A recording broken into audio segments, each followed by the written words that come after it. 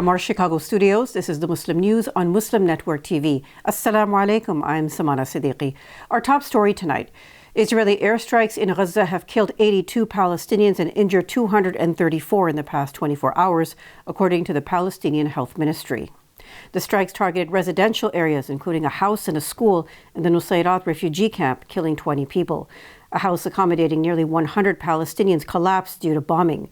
Gaza Civil Defense spokesman Mahmoud Basal says its teams have so far recovered 8 bodies and rescued dozens of others, mostly women and children. Defying the U.S., Israeli tanks on Tuesday forged deeper into eastern Rafah, reaching some residential districts. More than 1 million people had been sheltering in the area after being displaced in 7 months of Israeli bombardment. The Israeli military says it has also expanded activity in Jabalia refugee camp and carried out more than 100 air raids across Gaza in the last 24 hours. Gaza's healthcare system is under severe strain, with the Israeli military ordering staff to evacuate Rafah's Kuwaiti hospital. Doctors Without Borders has reported the closure of 12 health facilities due to the violence. No food has entered the 2 main border crossings in southern Gaza for the past week. This has worsened humanitarian crises, risking famine conditions for 1.1 million Palestinians. At least 35,173 people have been killed and 79,061 wounded in Israel's war on Gaza since October 7th. Jewish settlers stopped aid trucks headed to Gaza and scattered the supplies on the road. The food crisis and hunger in Gaza due to Israel's war on the region are worsening each day. The number of aid trucks entering has significantly decreased due to Israeli occupation and closure of the Rafah border crossing. As well, tensions are running high across the West Bank since Israel began its war on Gaza last October. Nearly 500 Palestinians have been killed and around 4,900 others injured by Israeli army fire in the occupied territory, according to the Palestinian Health Ministry. Recent polls indicate that President Joe Biden may face challenges in November's presidential elections, with Donald Trump leading in 5 of 6 battleground states. Polls conducted by the New York Times, Siena College, and the Philadelphia Inquirer show that 13% of Biden's 2020 voters in these states are unlikely to support him again. This setback has come primarily due to his foreign policy and support for Israel's war on Gaza. Trump is ahead by notable margins in Pennsylvania, Arizona, Michigan, Georgia, and Nevada, and only trailing slightly in Wisconsin. Analysts say this shift in voter sentiment could significantly hurt Biden's chances for re-election, as these states were crucial to his victory in 2020. The U.S. has reiterated its belief that a genocide is not occurring in Gaza, even as Israel has killed thousands of Palestinians in the past 7 months. White House National Security Advisor Jake Sullivan says the U.S. is using the internationally accepted term for genocide, which includes a focus on intent. Sullivan has also called for greater efforts from Israel to avoid harming civilians in its offensive. In an interim ruling in January, the Hague-based International Court of Justice said it is plausible that Tel Aviv is committing genocide in Gaza. The World Court ordered Israel to stop such acts and take measures to guarantee that humanitarian assistance is provided to civilians in Gaza. We believe Israel can and must do more to ensure the protection and well-being of innocent civilians. We do not believe what is happening in Gaza is a genocide. We have been firmly on record rejecting that proposition. A U.S. Army officer publicly resigned from the Defense Intelligence Agency, citing his refusal to be complicit in what he termed Israel's ethnic cleansing of Palestinians in Gaza. In a letter published on LinkedIn, Major Harrison Mann expressed increasing discomfort with the U.S.-backed Israeli bombardment, particularly as his work contributed directly to it.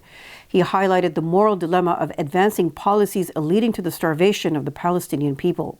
Mann wrote that as the descendant of European Jews, he was raised in a particularly unforgiving moral environment when it came to bearing responsibility for ethnic cleansing. Feds United for Peace, a coalition of federal employees advocating for a ceasefire in Gaza, lauded Mann's stance. Earlier, Foreign Affairs Officer Anel Shelin resigned from her post in the State Department. Education Department official Tariq Habash, a Palestinian American, also resigned in protest earlier this year. In February, U.S. Air Force member Aaron Bushnell died after self-immolating in front of the Israeli embassy in Washington, D.C. Analysts say Mann's publicized resignation signals growing dissent within federal ranks against U.S. foreign policy, particularly regarding Israel's war on Gaza. Senator Lindsey Graham is arguing that Israel should do whatever it has to do, even use nuclear bombs to strike Gaza. In an interview on NBC News' Meet the Press, Graham compared Israel's position to that of the U.S. when it was facing destruction as a nation after Japan's attack on Pearl Harbor.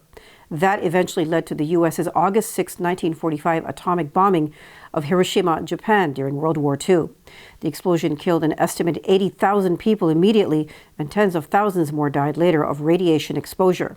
3 days later, the U.S. dropped a second A-bomb on the Japanese city of Nagasaki, killing an estimated 40,000 people. The senator said Israel should be given the bombs to end the war that they cannot afford to lose and work with them to minimize casualties. His remarks came after the U.S. halted a sizable weapons shipment to Israel due to concern about their potential use in Rafah, which is currently home to 1.5 million displaced Palestinians. A U.S. official who requested anonymity said the shipment included 1,800 2,000 bombs and 1,700 500-pound bombs. The official stressed concern about the use of 2,000-pound bombs in the densely populated areas of Gaza. So when we were faced with destruction as a nation after Pearl Harbor, fighting the Germans and the Japanese, we decided to end the war by bombing Hiroshima and Nagasaki with nuclear weapons. That was the right decision. Give Israel the bombs they need to end the war they can't afford to lose. New app facilitates boycott of companies linked to Israel. Details after the break, so stay tuned, and we'll be right back.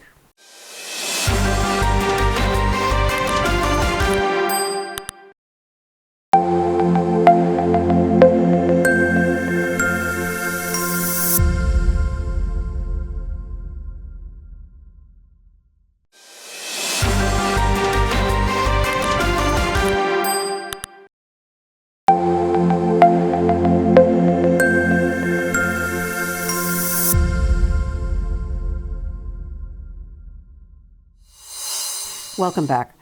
A recently launched app called No Thanks aids consumers in boycotting global brands with ties to Israel. It targets multinationals operating or investing in the country. Despite a counter-campaign affecting its ratings, the app offers a platform where users can enter product names or scan barcodes to determine Israel-related affiliations. The app provides reasons for boycotts based on news articles or brand affiliations with Israeli entities. These include investments in Israeli startups or expressions of pro-Israel sentiment. Even brands without a direct presence in Israel, such as Starbucks, find themselves on the list due to past investments in Israeli ventures. The world's largest banks have reportedly funneled a staggering $6.9 trillion into fossil fuel projects since the Paris Agreement, worsening the climate crisis. The annual Banking on Climate Chaos report exposes the extent of financial support for oil, gas, and coal industries. U.S. giants J.P. Morgan Chase, Citigroup, and Bank of America lead the pack, collectively contributing more than $1.1 trillion.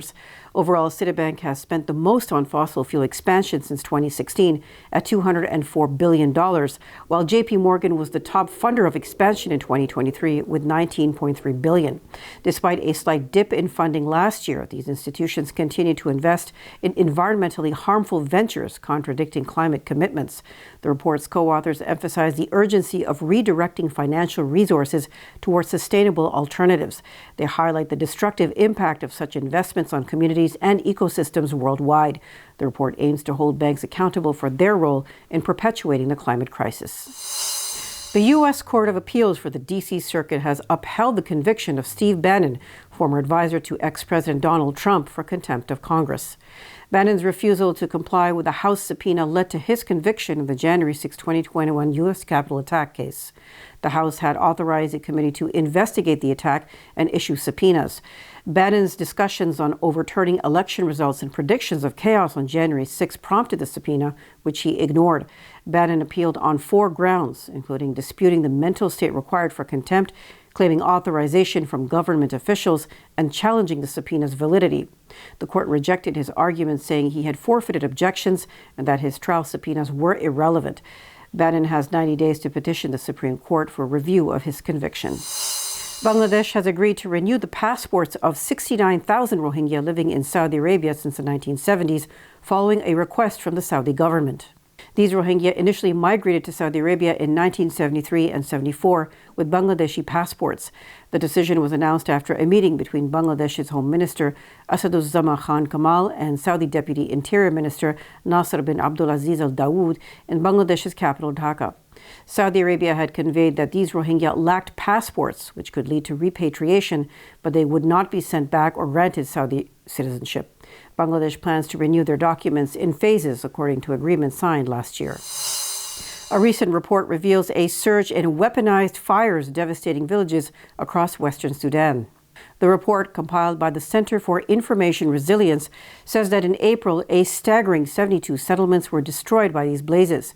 It marked the highest monthly toll since the conflict began more than a year ago. The UK-based Sudan Witness Project has shed light on the escalating use of fires as weapons, predominantly affecting the regions of Darfur and Kordofan. These attacks have led to widespread displacement. Some internally displaced camps have also been targeted, forcing residents to flee again. Such actions violate international law, which prohibits targeting civilians.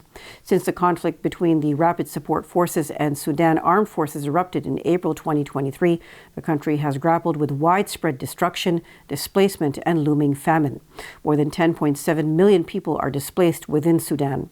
Observers say urgent action is needed to address the escalating humanitarian crisis and ensure the protection of vulnerable communities.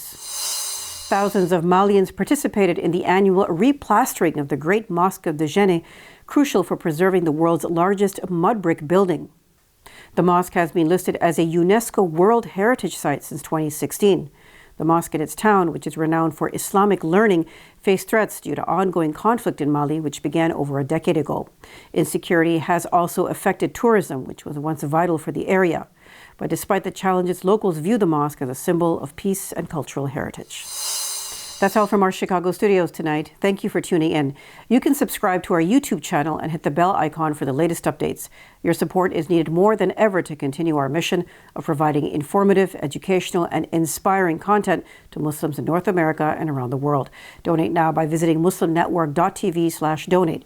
For more content, keep watching Muslim Network TV or visit muslimnetwork.tv. Salam and good night.